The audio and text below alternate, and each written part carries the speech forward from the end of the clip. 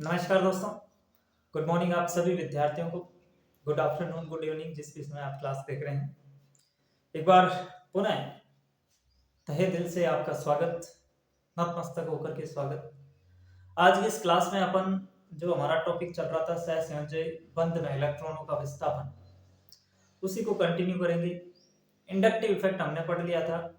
आज हम बात करेंगे रेजोनेंस की, अनुनाद की। बहुत परेशान करता बच्चों को ये टॉपिक कि सर अनुनाद तो समझ ही नहीं आता, अनुनाद को कैसे करना है, सवाल कैसे आते हैं, बहुत सारी दिक्कतें।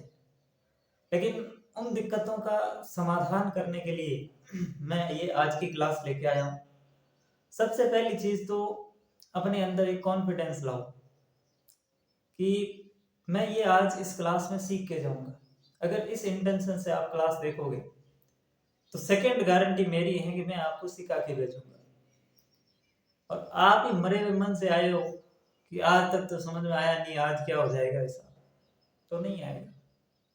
ठीक है, आप अगर खुद पूरी कंसंट्रेशन के साथ, पूरी ईमानदारी के साथ, पूरे फोकस के साथ जो जो बातें मैं बता रहा हूं उनको अगर कर लोगे, अनुनाद में कोई दिक्कत नहीं आएगी, कोई दिक्कत नहीं आएगी। आप फालतू ही डर रहे हैं।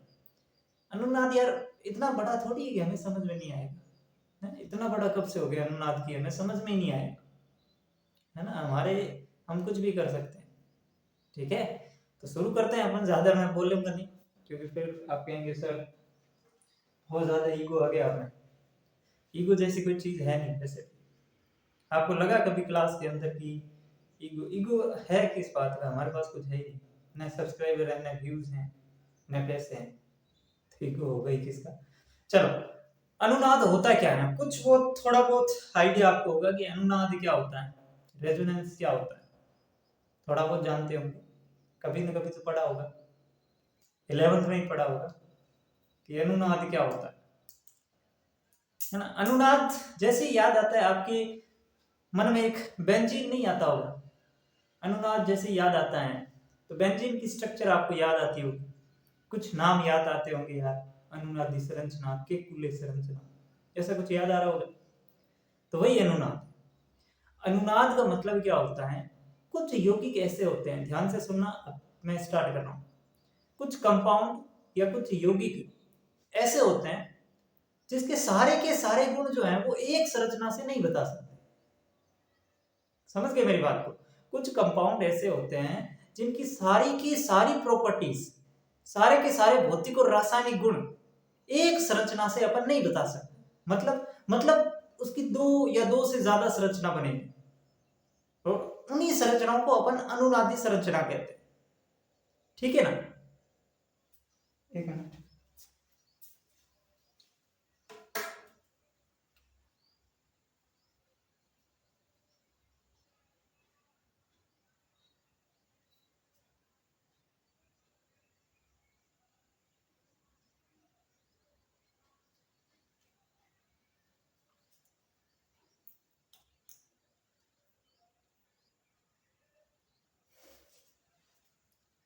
चल, हाँ, मैं ये कह रहा था कि कुछ कंपाउंड, कुछ यौगिक ऐसे होते हैं जिनके सारे के सारे गुण एक स्ट्रक्चर से अपन नहीं बता सकते, एक से ज्यादा संरचना हमें चाहिए। मतलब बेंजीन वाला आप एग्जांपल मान लो। जैसे कि मैं बात करूं बेंजीन की, ठीक है, हमारे पास ये बेंजीन है, ठीक है, कुछ इस तरह का होता है बेंजीन, और उसके अंदर अपन ऐसे बॉन्ड बना देते हैं। ठीक, तो ये भी बेंजीन है, लेकिन ये जो बेंजीन है ना, इससे बेंजीन के सारे गुण आप नहीं बता सकते। मतलब बेंजीन की जो प्रॉपर्टी है, सारी की सारी प्रॉपर्टी ये एक स्ट्रक्चर नहीं एक्सप्लेन कर सकती। इसके अंदर इसकी पूरी की पूरी प्रॉपर्टी अगर आप चाहते हैं कि बेंजीन के जितने भी गुण हैं वो सब ये बता दे, तो ये पॉसिबल नहीं है। उसके लिए हमें एक और संरचना की आवश्यकता पड़ेगी। और आपने देखा होगा बेंजीन की एक और स्ट्रक्चर होती है, उस स्ट्रक्चर में होता क्या है, बस जो डबल बॉन्ड की स्थिति है वो चेंज हो जाती है।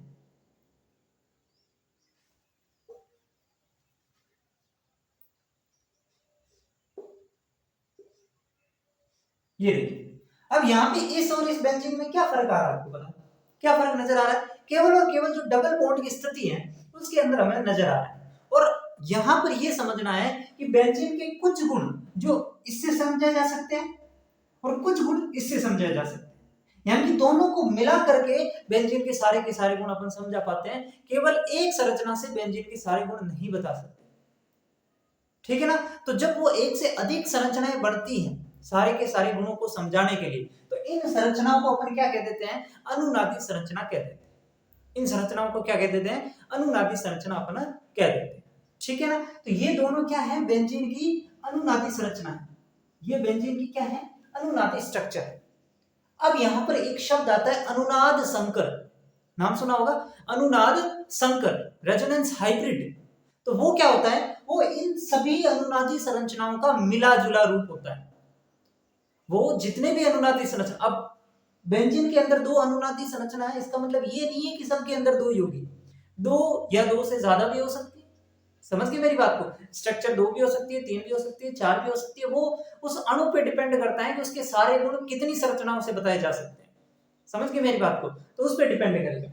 अब यहाँ पर एक शब्द आता है अनुनाद संकर, और अनुनाद संकर का मतलब होता है कि इन सभी अनुनादी संरचनाओं का मिला जुला रूप। वो कैसे बनाएंगे, देखो देखो यहाँ पर इसको जब अनुनाद संकर को बनाते हैं तो ऐसे तीन लाइन खींचते हैं, तीन लाइन है ना, ट्रिपल बॉन्ड बनाते हैं, फिर ये बनाते हैं, ये बेंजीन की बाहर वाली स्ट्रक्चर होगी।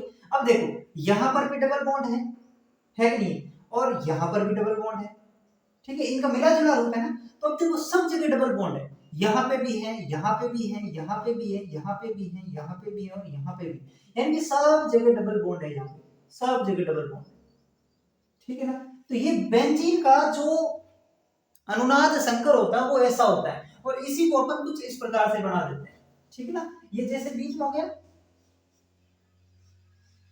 तो अपन इसको ऐसे बना देते कि ये बेंजीन का अनुनाद संकर हो गया। समझ गए मेरी बात को। तो ये जो दोनों क्या है, अनुनादी संरचना है, ये दोनों क्या है, अनुनादी संरचना है,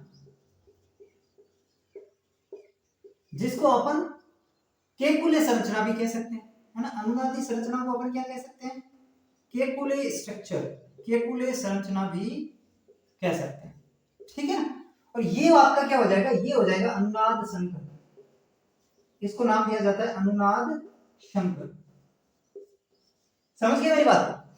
यहां पर मैंने केवल इतना बताया है कि कुछ कंपाउंड ऐसे होते हैं जिनके सारे के सारे गुण एक संरचना से नहीं बता सकते, एक से अधिक संरचना की आवश्यकता होगी, और वो जो संरचनाएं होती हैं उनको अपन अनुनादी संरचना कहते हैं, और इन्हीं अनुनादी संरचनाओं का जो मिला जुला रूप होता है वो अनुनाद संकर होता है।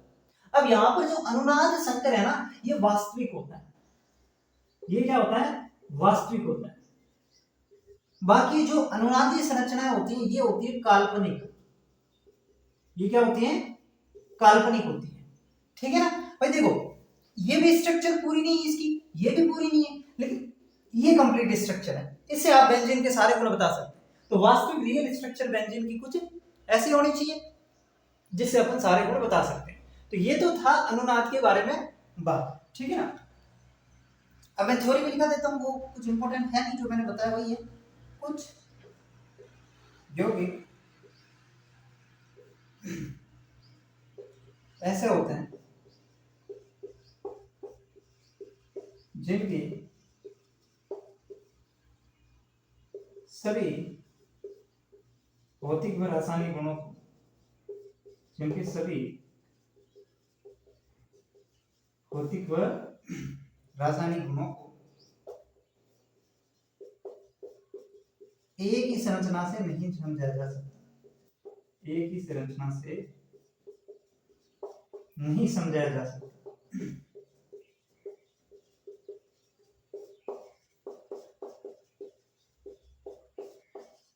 ठीक है, कुछ कंपाउंड ऐसे होते हैं जिसमें केवल एक स्ट्रक्चर से आप उसके सारे के सारे भौतिक और रासायनिक गुण नहीं दर्शाया जा सकता, ठीक है ना। इनके लिए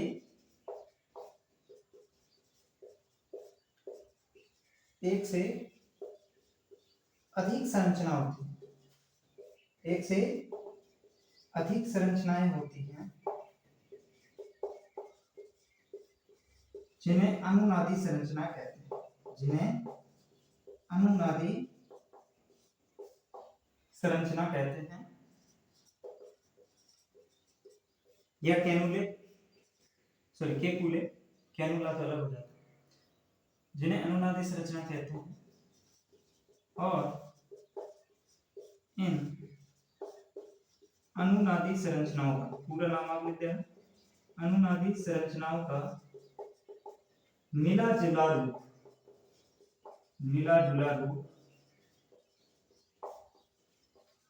अनुनाद संकर कहलाता है, अनुनाद संकर। ठीक है, ये आप कर लेना, दिख रहा है ना। चलो, तो ये थी इसकी बेसिक जानकारी जो मैंने आपको बताई। ठीक है ना, ये आपको समझ में आई हो तो मैं आगे बढ़ूं। फिर अगर इतनी बातें अगर आपको समझ में आई तो फिर मैं आगे बढ़ूं।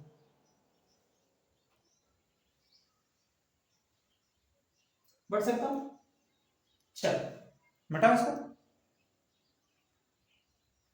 ठीक, अब देखो, अब एक बात आती है इसमें कि सर अनुनादी ऊर्जा क्या होती है। एक शब्द आती है अनुनादी ऊर्जा, आपसे पूछ ले थ्योरेटिकली कि अनुनादी ऊर्जा क्या है। जितने भी आपके थ्योरेटिकल सवाल बनेंगे वो यहां से कवर हो जाएंगे, जितनी थ्योरी में बता रहा हूं ना वो सफिशिएंट है। उसके बाद प्रैक्टिस भी मैं करवाऊंगा, लेकिन उसके बाद प्रैक्टिस आप खुद भी करना। अनुनादी ऊर्जा क्या होती है? सबसे स्थायी अनुनादी संरचना, सबसे स्थायी अनुनादी संरचना व अनुनाद संकर के बीच, अनुनाद संकर के बीच जो ऊर्जा का अंतर होता है, बीच ऊर्जा का अंतर क्या कहलाता है? वो कहलाता है अनुनादी ऊर्जा। ठीक है ना। ये अब कितनी भी अनुनादी संरचना बन सकती है, आपको उसमें से देखना है कि सबसे स्थायी वाली कौन सी है, सबसे स्टेबल स्ट्रक्चर कौन सी। सर जी क्या बात कर रहे हो, मैं कब से पता लगने लग गया कि सबसे स्थायी कौन सी होती है। मैं बताऊंगा, मैं आपको सिखाऊंगा। आप कोई भी कितनी भी स्ट्रक्चर आपको दे दें, आप पता कर लोगे कि ये सबसे स्टेबल है इसकी। ठीक है, तो वो मेरे ऊपर छोड़ दो। अभी मैं जितना कह रहा हूं उतना सुन। आपको वहां पर जितनी भी अनुनादी संरचना दे रखी है, जैसे कि बेंजीन की 2 संरचना है, तो इसमें से आपको देखना है कि सबसे स्टेबल कौन से वाली है। ठीक है ना, जो सबसे स्थायी अनुनादी संरचना है और अनुनाद संकर है, इन दोनों के बीच का ऊर्जा का अंतर जो होता है उसे अपन अनुनादी ऊर्जा कहते हैं। अनुनादी ऊर्जा क्या होती है समझ में आया? सबसे स्थायी अनुनादी संरचना और अनुनाद संकर के बीच कितना ऊर्जा का डिफरेंस है, वो आपकी अनुनादी ऊर्जा रेजोनेटिंग एनर्जी होती है। ठीक है, अब एक पॉइंट नोट करके लिखेंगे आप कि अनुनाद में परमाणुओं की स्थिति में कोई परिवर्तन नहीं होता, कोई परिवर्तन नहीं होता है।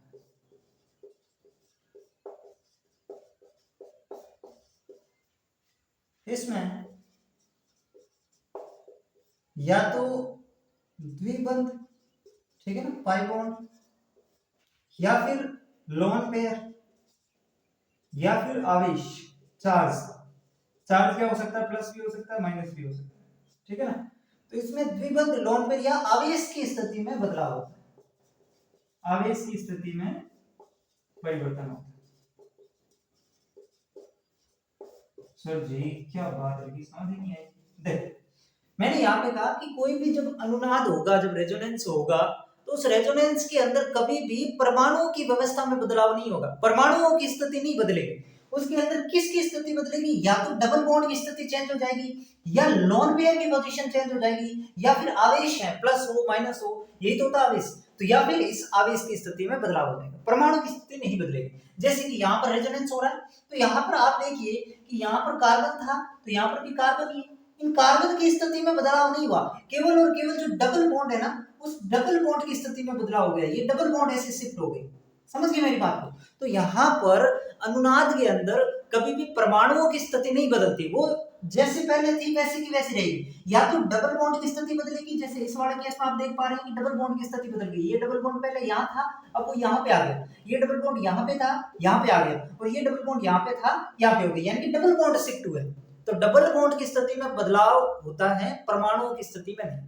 अब कुछ कुछ एग्जाम्पल आगे आप देखेंगे तो वहां पे लोन पेयर की स्थिति में बदलेगी, या फिर आवेश है, प्लस माइनस चार्ज है, उनकी स्थिति के अंदर भी बदलाव देखने को मिलेगा। तो ये चीज ध्यान रखनी है कि परमाणु की स्थिति में बदलाव नहीं मिलेगा।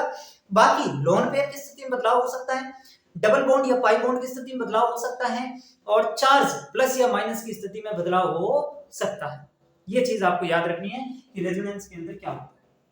ठीक है, चलो इतना लिखो, फिर अपन आगे बढ़ते हैं। इतनी चीजें लिख लो, फिर अपन आगे बढ़ते हैं।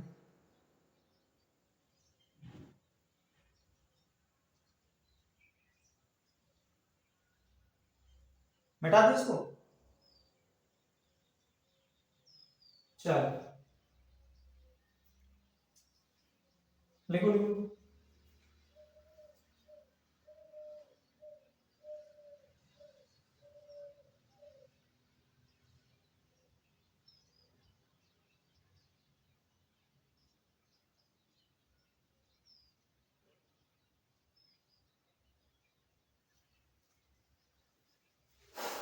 अब देखो, अब कुछ बेसिक जानकारी अनुनाद की मैं और दे देता हूं, ठीक है ना।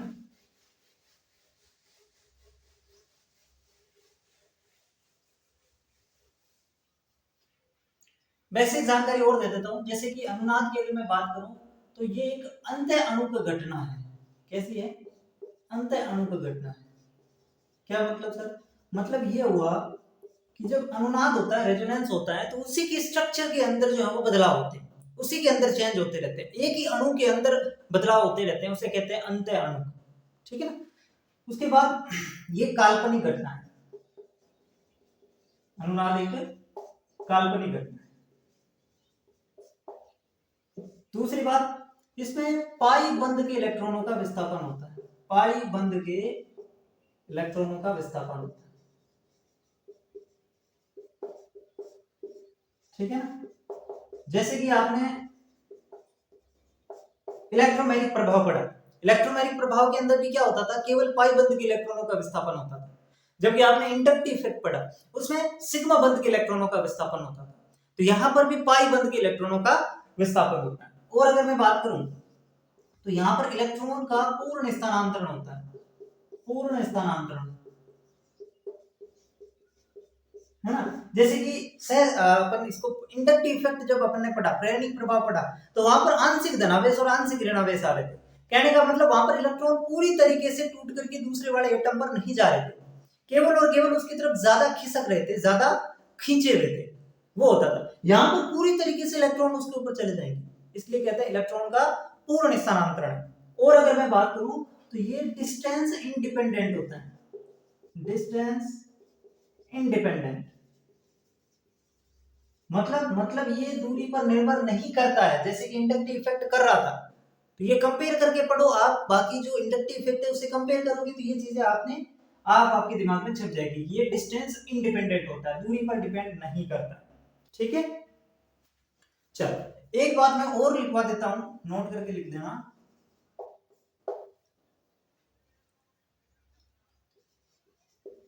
अनुनाद संकर में उस अनुनादी संरचना का योगदान ज्यादा होगा जो सबसे स्थायी है, जो सबसे स्थायी है।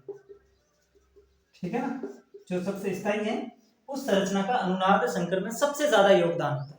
सर इसका क्या मतलब? इसका मतलब सीधा थ्योरेटिकल पूछेगा तो ये स्टेटमेंट ही दे देगा, और अगर सवाल पूछेगा तो आपको मैं आगे बताऊंगा कि आपको स्टेबिलिटी का ऑर्डर दे देगा कि भाई ये जो रेजोनेटिंग स्ट्रक्चर है इनकी स्टेबिलिटी, स्थायित्व का क्रम बताइए। या फिर आपको वो पूछ लेगा कि इसमें से किस संरचना का योगदान सबसे ज्यादा अनुनाद संकर में है, तब भी आपको स्टेबिलिटी निकालनी पड़ेगी, है ना, तब भी आपको उसके स्थायित्व का क्रम तो निकालना ही पड़ेगा। लेकिन आपके दिमाग में ये भी तो होना चाहिए कि भाई अनुनाद संकर में वो संरचना सबसे ज्यादा योगदान देगी जिसका स्थायित्व सबसे ज्यादा है। तो जैसे ही आपने स्टेबिलिटी निकाली, स्थायित्व का ऑर्डर निकाला और आपने देखा कि इस स्ट्रक्चर की स्टेबिलिटी सबसे ज्यादा है, इसका स्थायित्व सबसे ज्यादा है, तो वहीं से आपको बात समझ में आ जाएगी कि इसका स्थायित्व सबसे ज्यादा, मतलब अनुनाद संकर में भी इसका योगदान सबसे ज्यादा। तो सवाल दो तरीके से पूछ सकता है, एक आपको वो स्टेबिलिटी का ऑर्डर पूछ ले, स्थायित्व का क्रम पूछ ले, या फिर ऐसे पूछ लेगा कि निम्न में से कौन सी अनुनादी संरचना का अनुनाद संकर में सर्वाधिक योगदान है, और 4 स्ट्रक्चर आपको दे देगी, ठीक है ना। तो वहां पर 4 स्ट्रक्चर में आपको ये पता करना है कि किसका स्थायित्व सबसे ज्यादा है, जिसका स्थायित्व ज्यादा वही अनुनाद संकर में सबसे ज्यादा योगदान देगा, ठीक है ना। इस लाइन का मतलब समझ में आया, क्या करना अपन को, सवाल करेंगे इससे। और ये सारी की सारी बेसिक जानकारी मैंने आपको बता दी, ये बेसिक जानकारी जितनी भी थी मैंने आपको बता दी, इनको नोट करो, फिर अपन आगे बढ़ते हैं।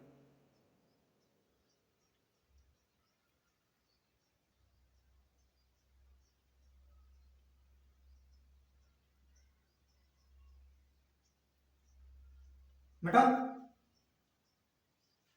चलो,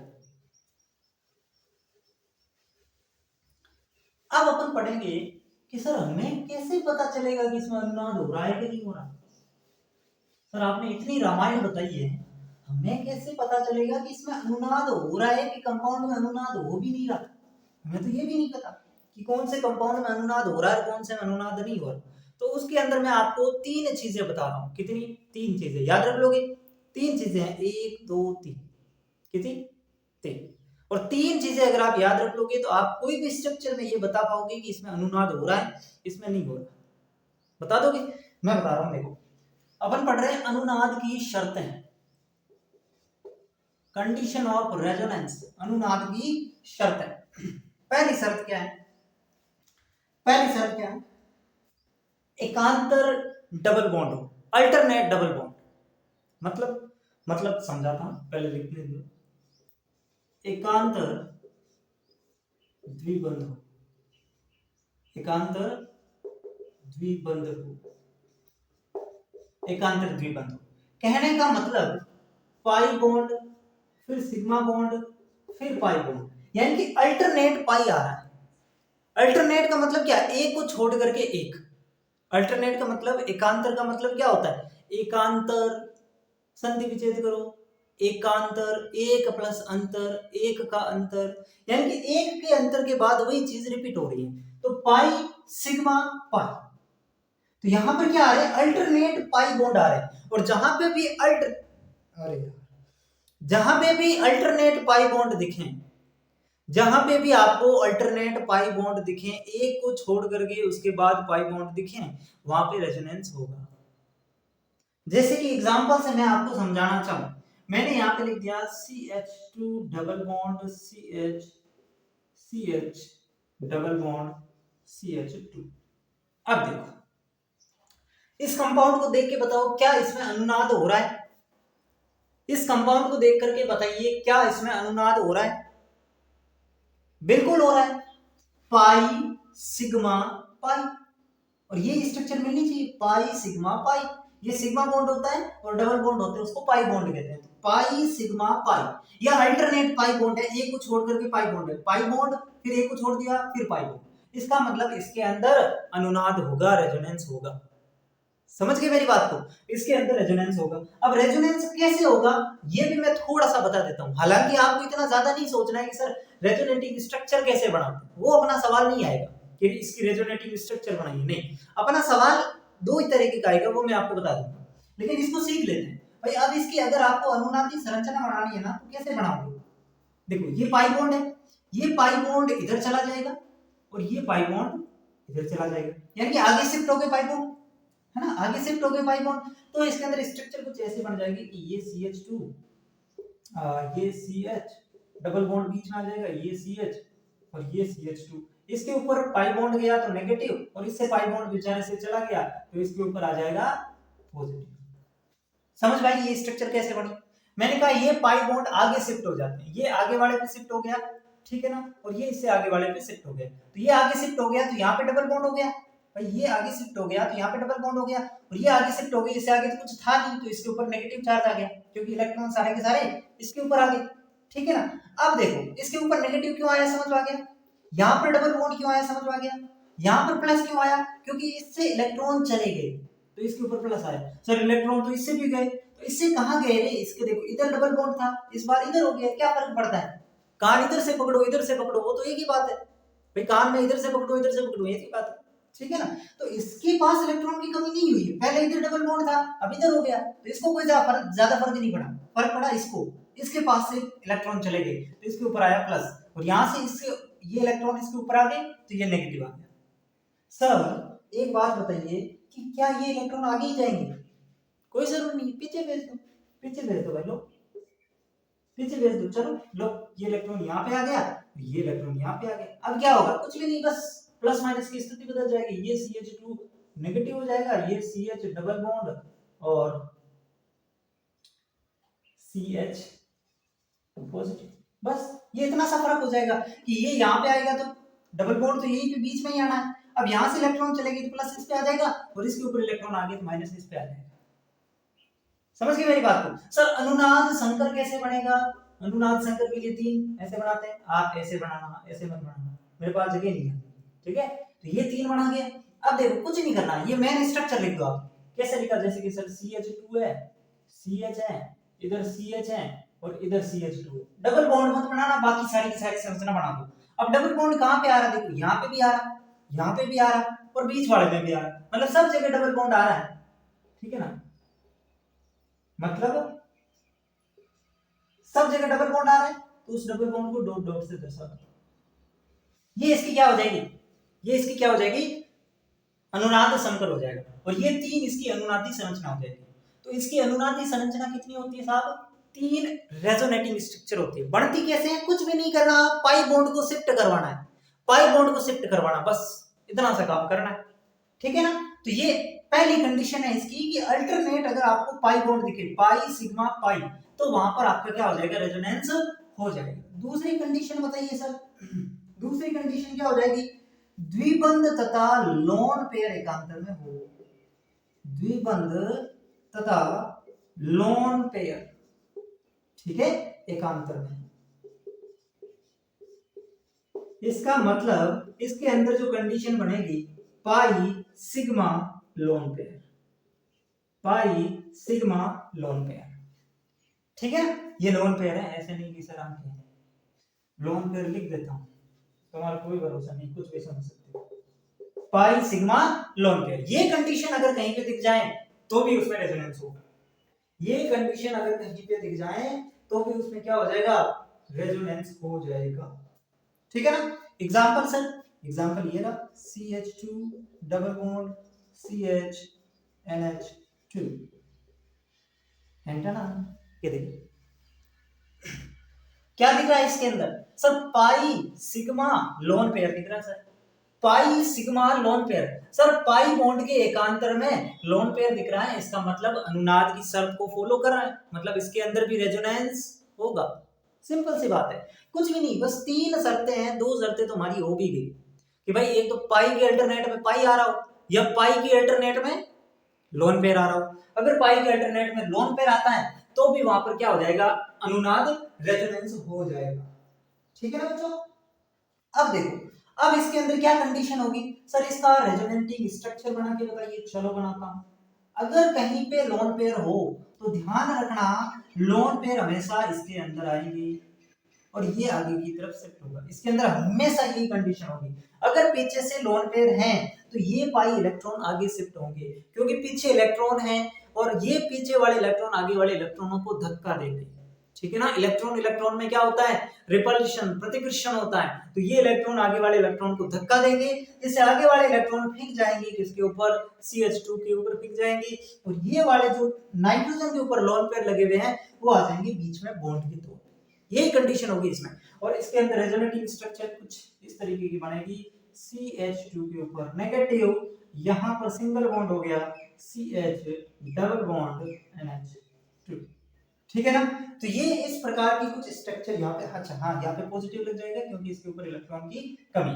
ये इसके अंदर एक ही अनुनादी संरचना और एक ही है, दो अनुनादी संरचना इसमें बनती, ठीक है ना, जबकि इसमें कितनी बनी थी, 3 बनी थी, क्योंकि इसके अंदर ये पाई बॉन्ड इधर भी जा सकते थे, इसमें ये पाई बॉन्ड इधर नहीं जा सकते क्योंकि लोन पेयर फिर आगे कहाँ जाएगा, आगे से आगे तो इस पे ही है, तो इसके अंदर तो लोन पेयर आगे चलो इसके ऊपर चले गए, इसके ऊपर चले गए तो इस पे माइनस आ गए, अब इसके ऊपर तो पहले से लोन पेयर, ये आगे मैं कहाँ भेजूं, यहाँ पे बनाऊं बॉन्ड NH2 का आगे बनाऊं, है ना, समझ में आ रही है बातें मेरी। तो ये इस तरीके से इसमें एक ही कंडीशन बनती है। अब इसके अंदर जो है वो आप क्या बना दो, अनुनाद संकर बना दो, क्या बना दो, अनुनाद संकर बना दो, कुछ भी नहीं करना, मैंने क्या कहा भाई CH2 है, सिंगल बॉन्ड रखना, डबल बॉन्ड मत करना पहले से, फिर CH, फिर NH2, फिर जहां जहां पे डबल बॉन्ड है वहां पर ऐसे डॉट डॉट से डबल बॉन्ड बना दो, तो यहाँ पे भी आ रहा है, यहाँ पे भी आ रहा है, बस अब इसके ऊपर नेगेटिव आ रहा है तो ये डेल नेगेटिव, ये डेल पॉजिटिव, बस ये इसका अनुनाद संकर बन गया, ये इसका अनुनाद संकर बन गया। आई बात समझ में? चल अब अपन एक तीसरी लास्ट कंडीशन देख लेते हैं, द्विबंध तथा द्विबंध के एकांतर में, द्विबंध के एकांतर में आवेश हो, चार्ज हो, आवेश क्या होता है, या तो प्लस होता है या माइनस होता है। अगर ये कंडीशन भी दिखने को मिल जाए सर, इसके अंदर क्या कंडीशन बनेगी, पाई सिग्मा प्लस या फिर पाई सिग्मा माइनस, ये कंडीशन देखने को मिले तो भी वहां पर क्या हो जाएगा, रेजोनेंस हो जाएगा, तो भी वहां पर रेजोनेंस हो जाएगा। समझ गए मेरी बात को कि नहीं समझ में आई?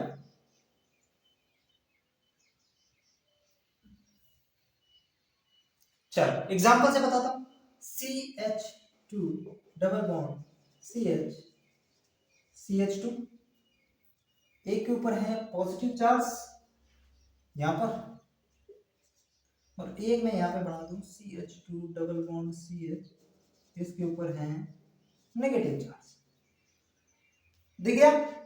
चलो अब खुद बनाइए इसका, बना सकते हो कि नहीं बना सकते, आसान है, देखो चीजें वही फॉलो करनी है जो मैंने बता दिया।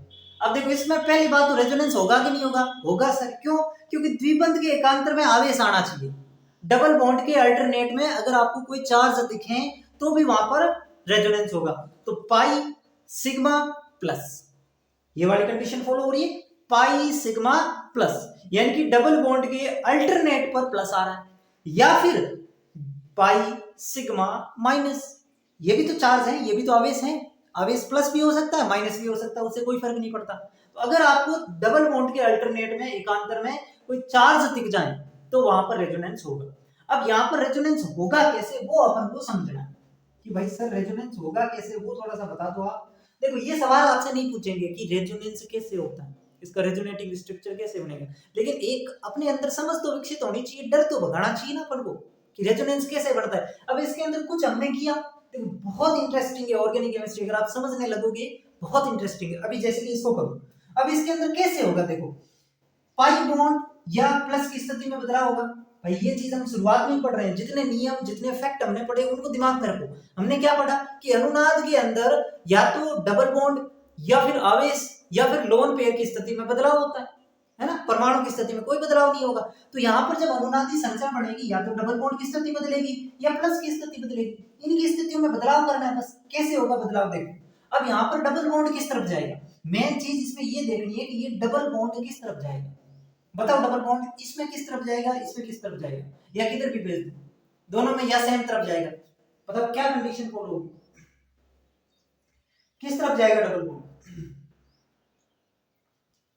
अब देखो यहां पर है इलेक्ट्रॉन की कमी, तो इसको इलेक्ट्रॉन चाहिए, ये इलेक्ट्रॉन की कमी है इसके पास, ये इलेक्ट्रॉन को अट्रैक्ट करेगा, आकर्षित करेगा, तो पाई बॉन्ड इधर जाएगा, पाई बॉन्ड इधर जाएगा, जिससे कंडीशन कैसे बढ़ेगी, CH2 यहाँ पे सिंगल बॉन्ड हो गया, यहाँ पे डबल बॉन्ड हो गया, और इसके पास इलेक्ट्रॉन आ गए तो इससे प्लस चार्ज गायब हो गया, इससे इलेक्ट्रॉन चले गए तो प्लस इस पे आ गया, बस बढ़ गई अनुनादी संरचना, कुछ भी नहीं करना, कुछ भी किया मैंने, कुछ भी नहीं किया, टच भी नहीं किया, टच तो किया सर।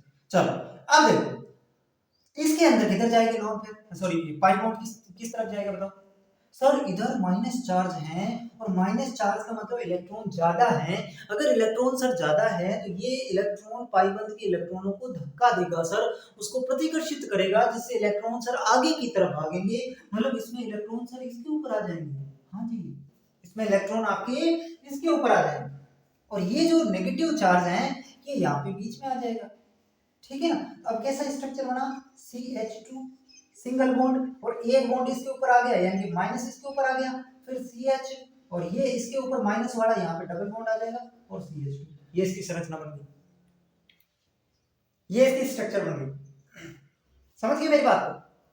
चलो, तो ये थी अनुनाद की शर्तें और मैंने आपको सिखाया अनुनादी संरचना बनाने का तरीका। कहीं पे भी आपको कितना भी भारी भरकम कंपाउंड दे दे, कुछ भी नहीं सोचना, बस केवल और केवल आपको ये देखना है कि पाई बॉन्ड किस तरफ शिफ्ट होगा। सर हमें कैसे पता चलेगा? अगर दोनों अल्टरनेट में पाई बॉन्ड है तो कुछ भी पता नहीं चलाना, जिधर तुम्हारी मर्जी उधर भेज दो।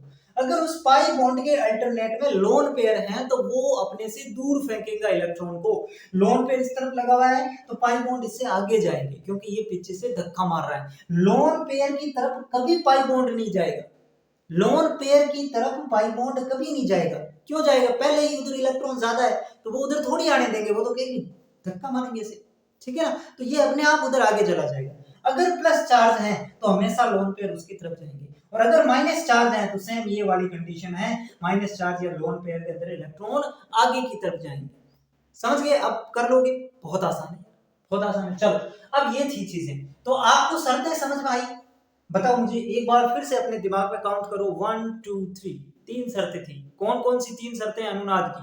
कि सर हमें पता कैसे चलेगा अनुनाद का? तो तीन शर्तें मैंने बता दी कि अगर आपको पाई बॉन्ड के एकांतर में पाई बॉन्ड दिख जाए, या पाई बॉन्ड के एकांतर में लोन पेयर दिख जाए, या पाई बॉन्ड के एकांतर में कोई चार्ज दिख जाए। चार्ज क्या होता है सर? Plus minus. ठीक है, तो ये तीनों चीजें कहीं पे दिख रही है, उसका मतलब वहां पर रेजोनेंस होगा। पहचान लोगे अब तो? तीन ही बातें हैं यार, तीन ही बातें। पाई बॉन्ड के अल्टरनेट में कुछ ना कुछ आएगा, या तो पाई आएगा, या लोन पेयर आएगा, या चार्ज आएगा। अगर ये तीनों चीजें अल्टरनेट में आ रही है तो वहां पर रेजोनेंस होगा, वहां पर रेजोनेंस होगा। चलो लिख लो भाई, इनको इनको लिख लो, फिर अपन आगे बढ़ते।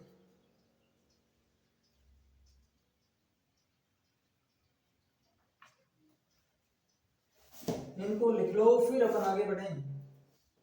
अब आता है मेन जो सवाल आपसे पूछेगा, 90% संभावना जहां से सवाल बनने की है, वो बात मैं बताने जा रहा हूं। 90% चांस सवाल बनने की जो है वो आपके कहां से हैं? अभी जो मैं बताने जा रहा हूं वहां से। इसको मिटा सकता हूं?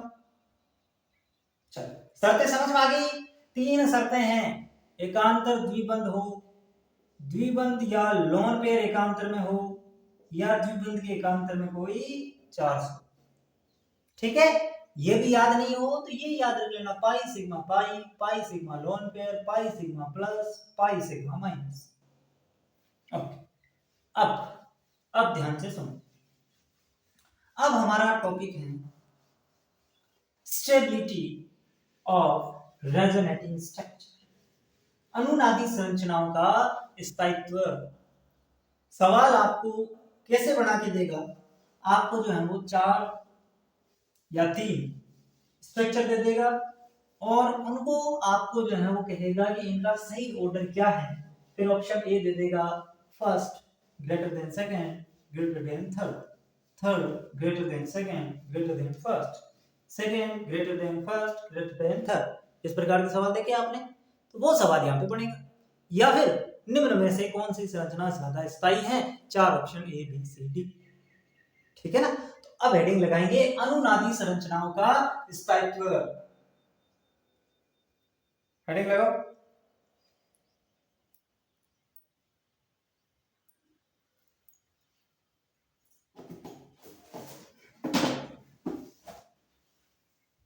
अनुनादी संरचनाओं का स्थायित्व।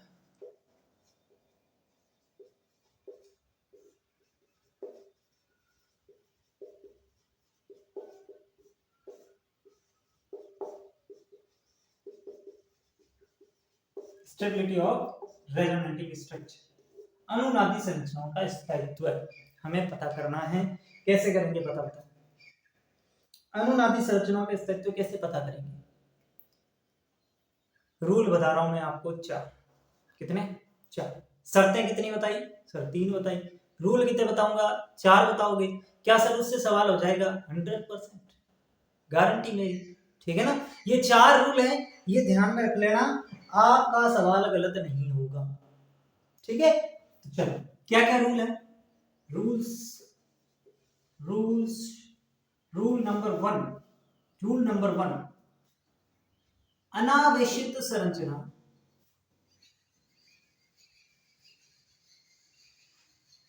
अनावेशित संरचना का स्थायित्व आवेशित संरचना से ज्यादा होता है। यानी कि neutral structure is more stable compare to charged species, ठीक है ना। चार्ज्ड स्ट्रक्चर से न्यूट्रल स्पीसीज ज्यादा स्टेबल होती हैं। This is the first rule. पहला नियम आपको ध्यान रखना है कि जो न्यूट्रल है, न्यूट्रल का मतलब जिसके ऊपर कोई प्लस माइनस नहीं है। न्यूट्रल का मतलब समझते हो? जिसके ऊपर चार्ज नहीं है, जिसके ऊपर आवेश नहीं है, मतलब उसके ऊपर प्लस माइनस कुछ भी नहीं होना चाहिए, उसको कहते हैं न्यूट्रल। और अगर आपको संरचना के अंदर कहीं पे न्यूट्रल दिख रहा है, जिसके ऊपर कोई प्लस माइनस चार्ज नहीं है, तो कुछ भी सोचे समझे सबसे पहले आपको उसको आगे ले आना है और ये कंफर्म कर देना कि इट इज मोर स्टेबल, ठीक है ना। सबसे ज्यादा स्थायी संरचना वो होगी जिसके ऊपर कोई चार्ज नहीं है, जिसके ऊपर कोई प्लस माइनस नहीं है, वो न्यूट्रल स्पीसी है। और neutral species is more stable compare to charge species, ठीक है ना। ये पहला रूल है, ये पहला रूल है। दूसरा रूल क्या है सर?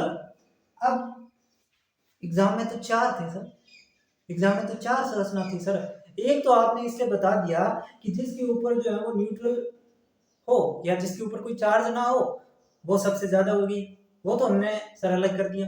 अब 3 बच गए सर, 3 बच गए। अब उन तीनों के ऊपर तो चार्ज है, अब जो 3 बच गए उन तीनों के ऊपर तो चार्ज है, अब उसको कैसे अलग करें? तो अब जो आवेशित संरचना है जिनके ऊपर चार्ज लगा हुआ है उसके अंदर अपन कैसे देखेंगे?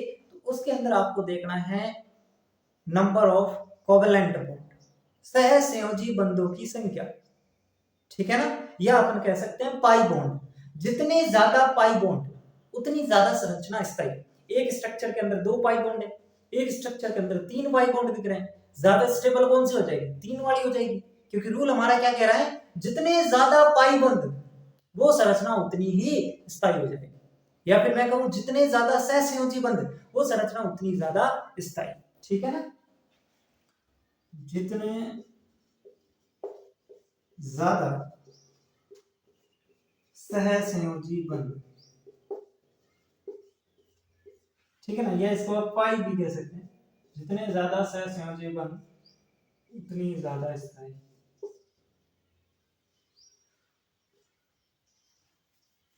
संरचना उतनी ज्यादा स्थायी।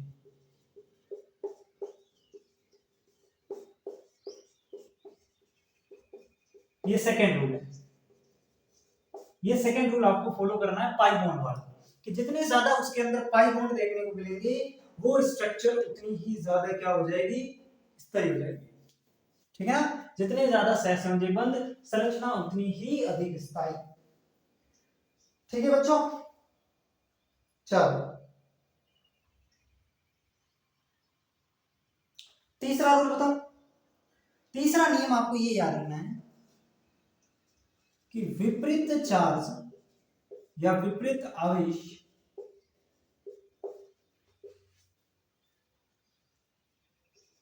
पास पास हैं तो ज्यादा से, ठीक है ना। विपरीत चार्ज का मतलब प्लस और माइनस, एक प्लस है एक माइनस है, इसको अपन क्या कह सकते हैं? विपरीत चार्ज कह सकते हैं। तो ये जितने पास होंगे वो संरचना उतनी ज्यादा स्थायी होगी। ये देखो, अभी अगर आपको समझ में नहीं आ रहा, मैं एग्जांपल करवाऊंगा, बढ़िया तरीके से समझ में आएगा, बढ़िया तरीके, मेरी गारंटी है, सुनते जाओ। ठीक है, तो ये तीसरा रूल। और चौथा रूल, नेगेटिव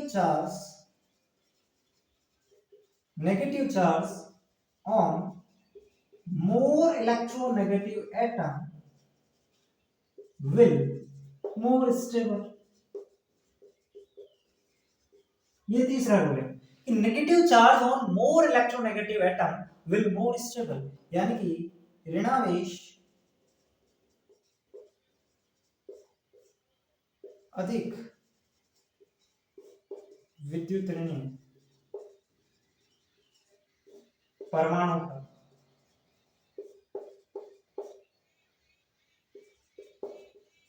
होने पर अधिक स्थायी होगा। ठीक है, ये 4 रूल हैं, इनको नोट करो पहले, फिर मैं आपको इसके प्रैक्टिकल यानी कि एग्जांपल से समझेंगे कि सर करना कैसे है, क्या लफड़ेबाजी की आपने, मैं बताऊंगा, बस इनको नोट करो पहले आप, फिर मैं बताऊंगा। इनको नोट कर लो और एक बार रीडिंग मार लो, याद कर लो इसको, एक बार इसको याद कर लो, फिर मैं बताऊंगा कैसे क्या करना है।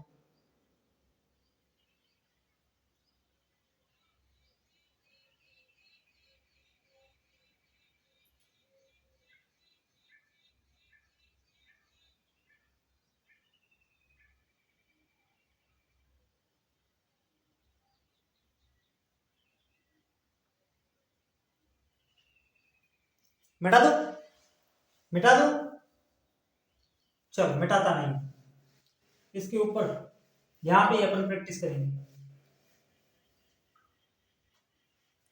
पहले मैं आपको 2 स्ट्रक्चर दे रहा हूं, CH2 double bond,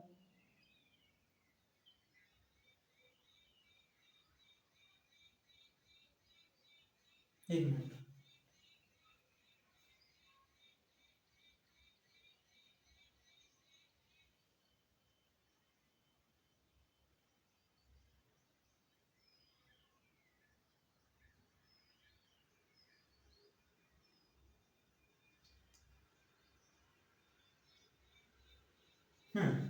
CH2 double bond CH Cl, और एक मैंने आपको दे दिया CH2 CH CH2, एक पे नेगेटिव है एक पे पॉजिटिव है, या फिर इसको ऐसे कर लो, डबल बॉन्ड CH पॉजिटिव। ठीक है, अब मुझे बताइए इन दोनों में से ज्यादा स्थायी कौन सी होगी? ये 2 रेजोनेटिंग स्ट्रक्चर आपके सामने है, मुझे बताइए इन दोनों में से ज्यादा स्टेबल कौन सी है? बहुत आसान सा है, बस रूल फॉलो करना है और ये बताना आपको आंसर, कौन सा रूल लगेगा?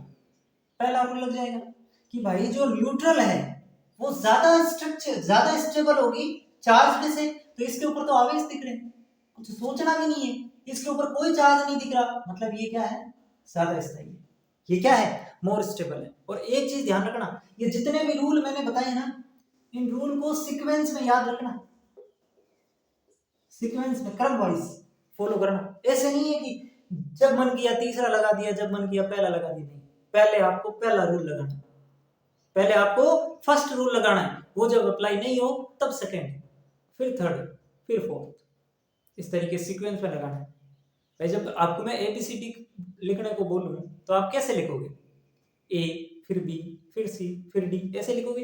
या फिर मैंने कहा ABCD लिखो, DFGCWZXA, ऐसे लिखो? नहीं, तो सीक्वेंस में आपको ये रूल फॉलो करने, इस चीज को ध्यान रखना।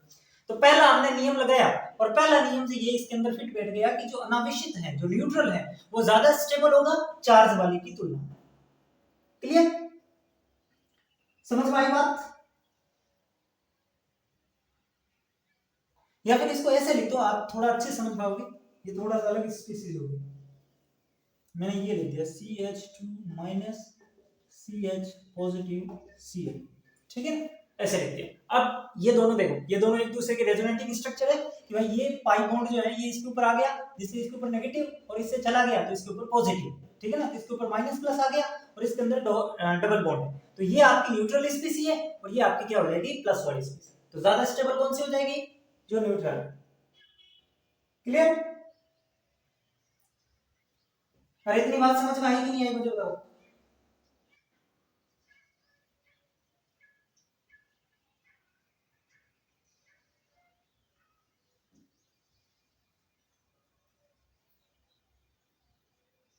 चलो अब और एग्जांपल देखो, और एग्जांपल मैं बताऊं आपको, CH2 double bond CH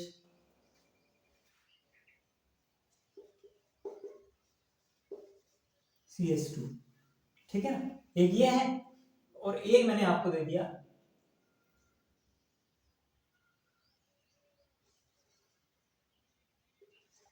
CH2 double bond CH Cl। अब बताओ, अब बताओ, पहले आपको क्या करना है, फर्स्ट रूल फॉलो करना है। पहले आपको पहला नियम लगाना है। पहला नियम लगाया ऐसा कि न्यूट्रल ज्यादा होनी चाहिए चार्ज से। क्या है इसमें न्यूट्रल और चार्ज दिख रहा है? नहीं सर, दोनों ही न्यूट्रल है सर, दोनों ही न्यूट्रल है। पहला नियम तो यहाँ पे खारिज हो गया, तो दूसरा नियम लगा दो। दूसरा नियम, जितने ज्यादा पाई बॉन्ड या जितने ज्यादा सहसंयोजी बंध, वो संरचना उतनी ही स्थायी। देखते हैं लगता है कि नहीं लगता। इसके अंदर नंबर ऑफ पाई बॉन्ड 1 2 है, इसके अंदर सर एक ही है। यस, लग गया, second rule applicable. Second rule लग गया यहाँ पर कि जिसके अंदर जितने ज्यादा पाई बॉन्ड, वो संरचना उतनी ज्यादा स्थायी, मतलब इसके अंदर स्टेबल ज्यादा ये हो जाएगी।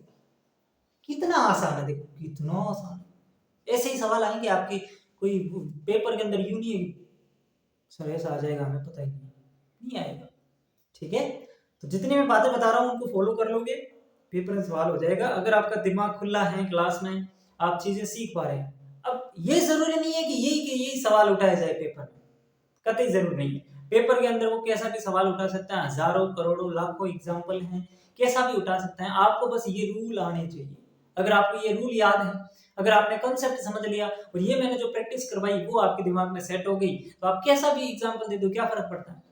कैसे भी दो स्पीसीज, एक न्यूट्रल और एक चार्ज दे रहा है, तो न्यूट्रल को ज्यादा स्टेबल करना है, उसमें कौन सा दिमाग लगाना है, कुछ भी नहीं करना है ना। कंपाउंड चाहे कितना भी भारी भरकम हो, उससे हमें क्या करना है, ठीक है ना। तो ये सेकेंड रूल की वजह से इसके अंदर ये ज्यादा, इसके अंदर क्या हो जाएगा, स्टेबल हो जाएगा। ठीक है बच्चों, चलो चलो चलो चलो,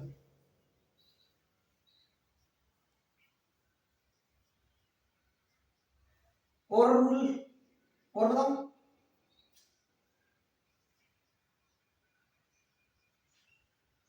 चलो एक एग्जांपल और कर लेते हैं अपन।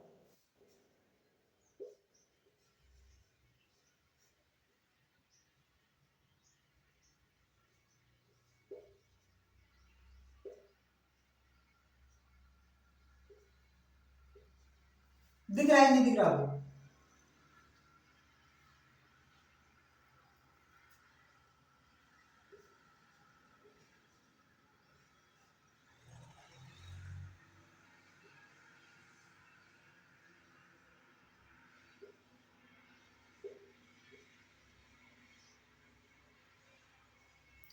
ये दिख रहा है, ये यहां से स्टार्ट हो रहा है।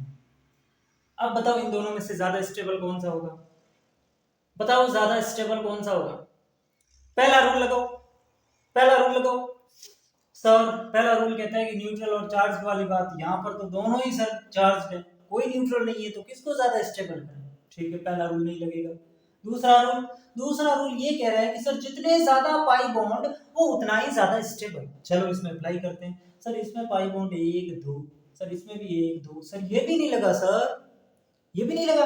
इसका मतलब ये दोनों रूल इसमें अप्लाई नहीं हो रहे हैं। अब कौन से रूल की बात करेंगे, तीसरा रूल, विपरीत आवेश अगर पास पास हैं तो ज्यादा स्थायी होगा। यहां पर देखो विपरीत आवेश क्या है, प्लस और माइनस विपरीत आवेश है।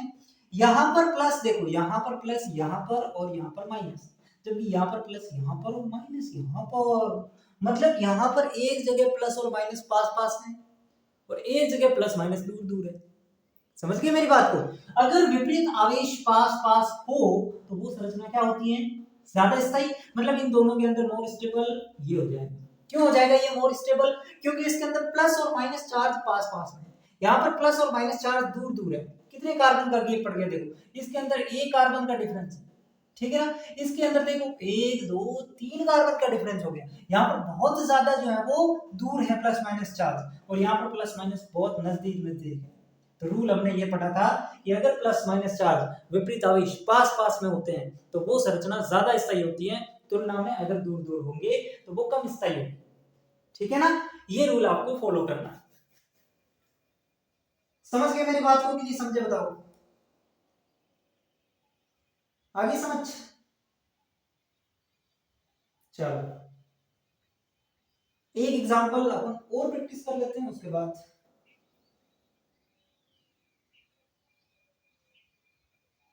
एक एग्जांपल और कर लेते हैं प्रैक्टिस। CH3COH CH3COH, एक में मैं इसके ऊपर पॉजिटिव और इसके ऊपर नेगेटिव लगा रहा हूं, एक में मैं इसके ऊपर नेगेटिव और इसके ऊपर पॉजिटिव लगा रहा हूं। बताइए इसमें से कौन सी स्ट्रक्चर ज्यादा स्टेबल होगी? ये एग्जांपल नंबर 1, ये एग्जांपल नंबर 2, एग्जांपल नंबर 3, ये एग्जांपल नंबर 4। बताइए एग्जांपल नंबर 4 में कौन सी संरचना ज्यादा स्टेबल होगी? बताओ, रूल यही अप्लाई करने हैं, खुद प्रैक्टिस करो, खुद सोचो, दिमाग लगाओ, कौन सी संरचना ज्यादा स्थायी होगी। पहला रूल लगाएं, न्यूट्रल होना चाहिए, चार्ज से ज्यादा स्टेबल हो जाएगा। दोनों ही न्यूट्रल नहीं है, एक भी न्यूट्रल नहीं है, इसका मतलब दोनों चार्ज हैं, तो ये नियम तो नहीं लगेगा। जितने ज्यादा पाई बॉन्ड उतनी ज्यादा स्थायित्व, ठीक है ना, उतना ज्यादा स्थायित्व। या जितना ज्यादा सहसंयोजी बंध, तो सहसंयोजी बंध यहाँ पर भी 1 2 3 है, यहाँ पर भी 3 ही है, मतलब सहसंयोजी बंध भी क्या है, सहसंयोजी बंध भी क्या हो जाएंगे आपके पास पास हो जाएंगे। अरे है ही नहीं ये तो ये रूल भी नहीं लगेगा। तीसरा नियम कहता है कि विपरीत आवेश अगर पास पास होंगे तो ज्यादा स्थायी होगा। इसके अंदर देखो प्लस और माइनस विपरीत आवेश है, और ये इस C पर, ये O माइनस पर, यानी कि ये प्लस माइनस यहाँ पर और ये प्लस माइनस यहाँ पर, मतलब प्लस माइनस तो दोनों के अंदर ही पास पास है, दोनों के अंदर समान डिस्टेंस पर भी है। इसमें इस डिस्टेंस पर प्लस माइनस लगे हुए हैं, इसमें भी इसी डिस्टेंस पर प्लस माइनस लगे हुए, यानी कि ये रूल भी अप्लाई नहीं होगा इसमें। तो देखो इसमें प्लस माइनस यहाँ पे पास पास थे, यहाँ दूर दूर थे, तो ये रूल अप्लाई हो गया। लेकिन इसके अंदर तो पास पास ही है, दोनों में सेम डिस्टेंस पर है। तो फिर अपन चौथे नियम पे आएंगे कि negative charge on more electronegative atom, यानी कि जिस संरचना के अंदर नेगेटिव चार्ज ज्यादा विद्युत ऋणी परमाणु पर होगा वो संरचना ज्यादा स्थायी होगी। अब मुझे बताइए कार्बन और ऑक्सीजन में ज्यादा इलेक्ट्रोनेगेटिविटी किसकी है? जब आप पीरियड में, जब आप आवर्त में ऐसे जाते हो, जब आप आवर्त में ऐसे जाते हो, बाएं से दाएं जाते हो, तो वहां पर इलेक्ट्रोनेगेटिविटी बढ़ती है। और कार्बन, उसके बाद नाइट्रोजन, उसके बाद ऑक्सीजन, यानी कि कार्बन के बाद ऑक्सीजन आता है, मतलब ऑक्सीजन की इलेक्ट्रोनेगेटिविटी ज्यादा है। और अगर ऑक्सीजन की इलेक्ट्रोनेगेटिविटी ज्यादा है तो रूल के अनुसार ऑक्सीजन पर अगर नेगेटिव चार्ज होगा तो वो ज्यादा स्टेबल हो जाएगी। अब इसके अंदर देखो ऑक्सीजन पर नेगेटिव चार्ज, इसकी वजह से ये ज्यादा स्टेबल हो गया, क्योंकि इसके अंदर नेगेटिव चार्ज कार्बन पर है, और कार्बन कम विद्युत ऋणी तत्व है, और कम विद्युत ऋणी तत्व पर अगर नेगेटिव चार्ज होता है तो वो कम स्टेबल होगा। ठीक है ना, ज्यादा स्टेबल कब होगा? जब नेगेटिव चार्ज ज्यादा विद्युत ऋणी तत्व पर होना चाहिए, और ऑक्सीजन कार्बन की तुलना में मोर इलेक्ट्रोनेगेटिव एटम। ठीक है, तो ये चारों के चारों रूल मैंने आपको बढ़िया तरीके से इन एग्जांपल में, परफेक्ट एग्जांपल लिए मैंने आपकी, ठीक है ना, ढूंढ ढूंढ करके बढ़िया एग्जांपल, ताकि चारों ही कॉन्सेप्ट क्लियर हो जाए।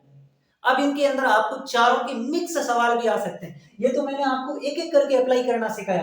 पहला रूल लिया, पहला एग्जांपल लिया जिसमें ये नियम नहीं लग गया, फिर एक एग्जांपल लिया मैंने जिसमें ये नियम नहीं लगा, ये लग गया, फिर मैंने लिया जिसके अंदर ये दोनों नहीं लगे, ये लग गया, और फिर मैंने एग्जांपल लिया ये तीनों नहीं लगे, ये वाला लग गया। अब आपको कई बार इन चारों रूल के मिक्स सवाल दे देंगे, है ना, दो स्ट्रक्चर के अंदर ये रूल लग जाएगा, अगली दो के अंदर ये लग जाएगा, अगली दो के अंदर ये लग जाएगा, तो वो आपको उसके अनुसार एडजस्ट कर देना है। इतना तो दिमाग होगा भाई, है ना। तो ये एग्जांपल लिखो, और ये चार चीजें आपको याद रखनी है कि कोई भी आपको 4 5 जितने भी रेजोनेटिंग स्ट्रक्चर दें, उसके अंदर अगर आपको स्थायित्व का क्रम पूछें, जो कि मैं कह रहा हूं पूछेगा आपसे, अगर आपको स्थायित्व का क्रम पूछें तो ये 4 रूल आपको याद रखने हैं। कौन कौन से 4 रूल है? पहला रूल, जो भी संरचना दिख रही है उसके अंदर देखो, अगर कोई न्यूट्रल दिख रही है तो वो सबसे ज्यादा स्थायी है, बाकी कुछ भी नहीं सोचना। अगर कोई न्यूट्रल दिख रही है वो सबसे ज्यादा स्थायी हो जाएगी। फिर आओ दूसरे रूल पे। दूसरा रूल कहता है कि जितने ज्यादा सहसंयोजी बंध होंगे, जितने ज्यादा पाई बॉन्ड होंगे, वो संरचना उतनी ज्यादा स्थायी होगी। क्योंकि एक के अंदर 3 दिख रहे हैं, एक में 4 दिख रहे हैं, तो 4 वाला ज्यादा स्टेबल हो जाएगा, है ना। एक के अंदर 2 दिख रहे हैं, एक में 1 ही दिख रहा है, तो 2 वाला ज्यादा स्टेबल हो जाएगा। यानी कि पाई बॉन्ड जिसमें ज्यादा, वो ज्यादा स्टेबल। फिर तीसरा रूल कहता है कि विपरीत आवेश जो है वो पास पास होने चाहिए। अगर दो संरचनाएं, एक संरचना में तो प्लस माइनस पास पास में है, और एक संरचना प्लस माइनस दूर दूर है, जिसके अंदर पास पास है वो संरचना ज्यादा स्थायी हो जाएगी। और चौथा रूल यहाँ पर ये कहता है कि आपका जो नेगेटिव चार्ज है ना, वो ज्यादा विद्युत ऋणी तत्व पर होना चाहिए, है ना। तो ये चारों के चारों रूल आपके दिमाग में होने चाहिए, इसके बाहर कुछ भी नहीं है, ये 4 रूल ही लगेंगे बस। अब आपको, आपके अंदर दिमाग है, आप लगा पाएंगे तो आप सवाल कर लोगे। और अगर जो स्ट्रक्चर आपने आपको दे रखी है उसमें आप ये 4 रूल ही अप्लाई नहीं कर पा रहे हो तो सवाल कहां से होगा, ठीक है। तो ये इतना आप लिखो, उसके बाद में कुछ और आपको प्रैक्टिस करवा देता हूं अगर आप चाहो तो, नहीं तो फिर बहुत है।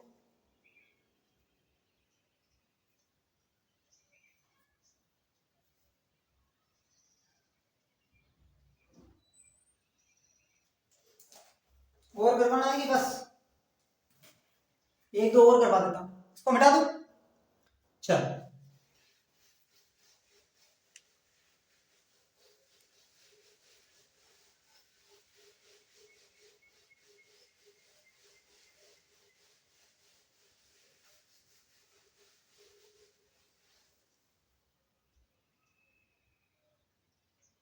चलो ये आपके सामने स्ट्रक्चर है, इनके अंदर स्टेबिलिटी का ऑर्डर बताओ। ये फर्स्ट, ये सेकंड है, ये थर्ड है, और ये फोर्थ। स्टेबिलिटी का ऑर्डर बताओ। इसके अंदर ये फर्स्ट, ये सेकंड, ये थर्ड, ये फोर्थ, और ये फिफ्थ। इन दोनों की स्टेबिलिटी का ऑर्डर आप निकालो। एक बार पॉज करो इस वीडियो को, खुद से ट्राई करो, फिर मैं बताऊंगा। वही रूल अप्लाई करने हैं जो रूल मैंने आपको बताए हैं 4। अपन करते देखो, इसको करें। फर्स्ट क्वेश्चन में देखो, पहला नियम क्या कहता है। पहला नियम ये कहता है कि सर जो न्यूट्रल है वो सबसे ज्यादा स्टेबल हो जाएगा। चारों में से अगर कोई न्यूट्रल दिख रहा है, सर ये चार्ज है, ये भी चार्ज है, ये भी चार्ज है, लेकिन ये न्यूट्रल है सर, मतलब सबसे ज्यादा स्टेबिलिटी किसकी होगी सर, फर्स्ट की सबसे ज्यादा होगी, इतना तो कंफर्म है। मतलब अब इसकी तरफ देखना नहीं है। अब हमारे पास 3 चीजें, अब ये तीनों के तीनों चार्ज है, तीनों के तीनों आवेशित है, पहला रूल इसमें नहीं लगेगा, पहला रूल हो गया। दूसरा रूल ये कहता है कि जितने ज्यादा पाई बॉन्ड, जितने ज्यादा सहसंयोजी बंध, उतने ज्यादा स्थायिता, है ना, उतनी ज्यादा स्थायित्व हो जाएगी। तो पाई बॉन्ड अगर अपन देखें तो इसके अंदर कितना है, इसके अंदर सर एक पाई बॉन्ड है, इसमें सर है ही नहीं, इसमें भी नहीं है सर। अच्छा, मतलब यहाँ पर सेकंड वाले के अंदर क्या हो जाएगी, स्टेबिलिटी ज्यादा हो जाएगी। क्यों? क्योंकि इन तीनों के अंदर में अगर अपन देखें तो इसमें पाई बॉन्ड सबसे ज्यादा है, इसमें एक है, इसमें 0 0, मतलब पाई बॉन्ड संख्या एक ज्यादा होती है 0 1, तो इसका ज्यादा स्थित हो जाएगा, यानी फर्स्ट के बाद सेकंड। अब हम बात करेंगे केवल इन दोनों की। इनके अंदर पाई बॉन्ड या सहसंयोजी बंध तो बराबर है, 1 2 3 4, इसके अंदर भी 4 सहसंयोजी बंध है, यानी कि दूसरा रूल इसमें फेल हो गया। तीसरा रूल क्या था कि विपरीत आवेश, विपरीत आवेश जितने ज्यादा पास पास होंगे वो उतना ज्यादा स्थायित्व हो जाएगा। तो ये विपरीत आवेश प्लस और माइनस, इसके अंदर भी विपरीत आवेश प्लस और माइनस, दोनों के अंदर पास पास है, दोनों के अंदर सेम डिस्टेंस पर है। जिस डिस्टेंस पर इसके अंदर प्लस माइनस है उसी डिस्टेंस में इसके अंदर प्लस माइनस है, यानी कि तीसरा रूल तो इसमें अप्लाई नहीं हो रहा। फिर अपन आते हैं फाइनली चौथे रूल पे, और चौथा रूल कहता है कि negative charge on more electronegative atom वो ज्यादा स्टेबल होगा। तो यहाँ पर नेगेटिव चार्ज जो है वो कार्बन पर है, यहाँ पर नेगेटिव चार्ज ऑक्सीजन पर है, और ऑक्सीजन ज्यादा इलेक्ट्रोनेगेटिव होता है, इसलिए यहाँ पर फोर्थ स्ट्रक्चर जो है वो ज्यादा स्टेबल हो जाएगी, और उसके बाद जो है वो आपकी थर्ड स्ट्रक्चर आएगी। बताओ ये रूल समझ में आया? किस प्रकार से मिक्स के अगर सवाल आते हैं, एक एक करके 4 रूल है वो अप्लाई करते जाओ, सवाल हो जाएगा, ठीक है ना। चलो इसको करो, इसको बताओ, ये भी बहुत आसान है। पहला रूल क्या है? पहला रूल सर ये है कि जो न्यूट्रल वो सबसे ज्यादा स्टेबल। सर न्यूट्रल कौन कौन दिख रहा है इसमें? सर ये तो पहले वाला न्यूट्रल है, इसके ऊपर कोई चार्ज नहीं है, इस पे तो चार्ज है, इस पे भी है, इस पे भी है, इस पे फिर से नहीं है, यानी कि फर्स्ट और फिफ्थ जो है उसके ऊपर कोई भी चार्ज नहीं है, मतलब ये दोनों न्यूट्रल है। सर इसमें भी कोई ज्यादा स्टेबल होगा नहीं, ये दोनों बराबर है, ठीक है ना। तो याद रखना बराबर स्टेबिलिटी भी हो सकती है, कंफ्यूज मत होना। कहीं भी अगर आपको लग रहा है कि स्टेबिलिटी बराबर है तो बिल्कुल हो सकती है बराबर स्टेबिलिटी, ठीक है ना। तो फर्स्ट और फिफ्थ की स्टेबिलिटी सबसे ज्यादा है और ये बराबर है। फिर देखो, फिर सर बात आती है पाई बॉन्ड की, और पाई बॉन्ड तो सब में ही बराबर है सर, ठीक है, यानी कि सहसंयोजी बंध वाला नहीं लगेगा। फिर तीसरा रूल क्या आता है, तीसरा रूल ये आता है कि प्लस और माइनस चार्ज क्या होने चाहिए, प्लस और माइनस चार्ज क्या होने चाहिए, पास पास में होने चाहिए। वो जितने ज्यादा पास में होंगे स्टेबिलिटी उतनी ज्यादा हो जाएगी। इसके अंदर प्लस माइनस पास पास है, इसमें दूर है, इसमें फिर से पास पास है, यानी कि ये सेकेंड और फोर्थ जो है वो इसकी स्टेबिलिटी बराबर है और इससे ज्यादा है। इसके अंदर प्लस माइनस चार्ज दूर दूर है, तो ये सबसे कम स्टेबिलिटी हो जाएगा। ये ऑर्डर है, this is the order of stability of resonating structure. आया समझ? अरे समझ में आया कि नहीं आया बताओ मुझे। जैसे मैंने कह दिया कि कार्बोकेटाइन की स्टेबिलिटी का ऑर्डर आपसे पूछ लिया, ठीक है ना, मैंने आपसे ये कह दिया कि एक ये है CH2 पॉजिटिव, ठीक है, CH2 पॉजिटिव, CH2 पॉजिटिव।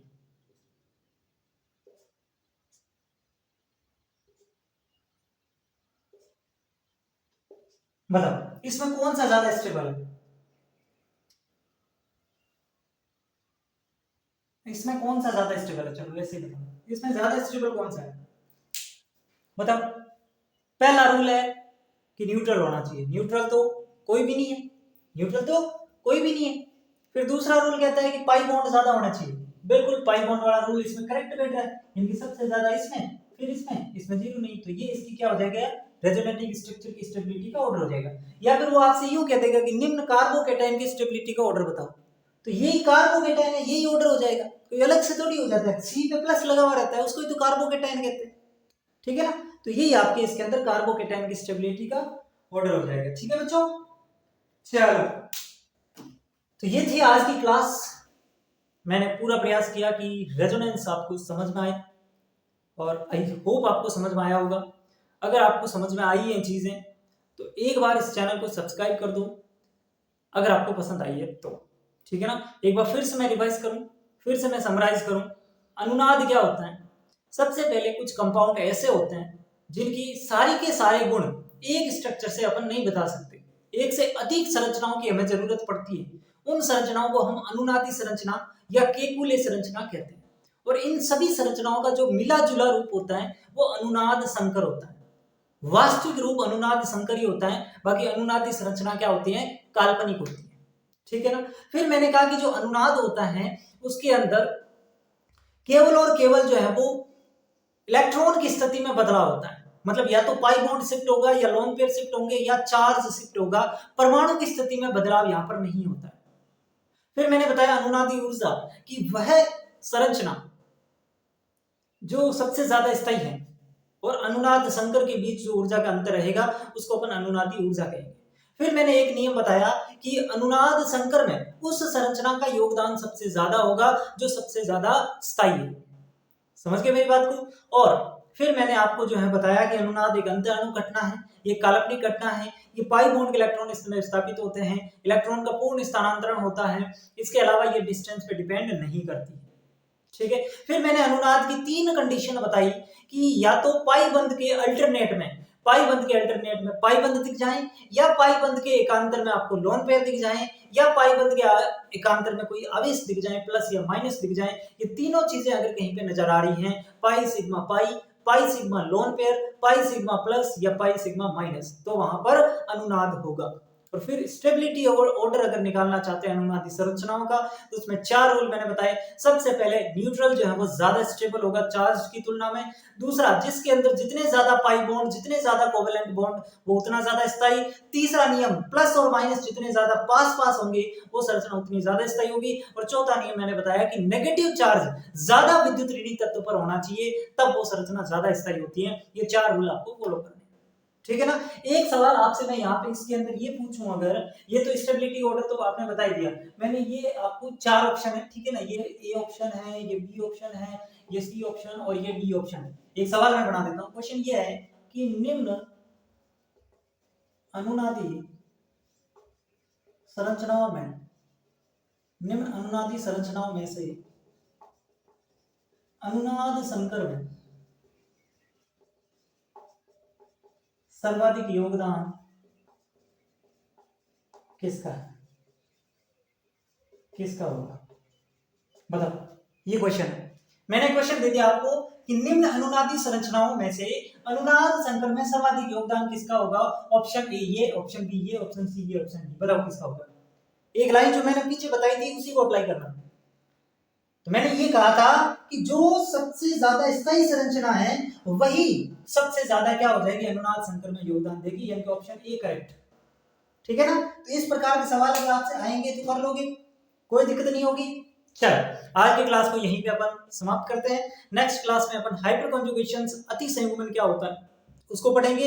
ठीक है ना। तब तक आप पढ़ते रहिए, चीजों को प्रैक्टिस करते रहिए और जितना हो सके रिवीजन बार बार करते रहिए, क्योंकि ऑर्गेनिक केमिस्ट्री में जब आप रिवीजन नहीं करोगे चीजें भूलते जाओगे। आज जो पढ़ा है, आज अभी आपको लग रहा है हाँ ठीक ठीक कुछ समझ में आया है, अगर आप इसको कल तक नहीं पढ़ोगे ना, मैं आपको गारंटी से कह रहा हूँ 90% चीजें डिलीट हो जाएगी। तो जरूरी है, बहुत जरूरी। अभी मैंने पढ़ा है, एक बार तो हाथ इसका रिवीजन करो, एक बार फिर कल रिवीजन करना, फिर 2-3 दिन बाद और रिवीजन करना। ज्यादा टाइम नहीं लगेगा, 5-10 मिनट 15 मिनट ऐसे लगेंगे, लेकिन जरूरी है रिवीजन। ठीक है ना। आज की क्लास में अपन इतना ही रखते हैं, नेक्स्ट क्लास में मिलते हैं। तभी तक के लिए आप सभी का बहुत बहुत धन्यवाद। जय हिंद, जय भारत।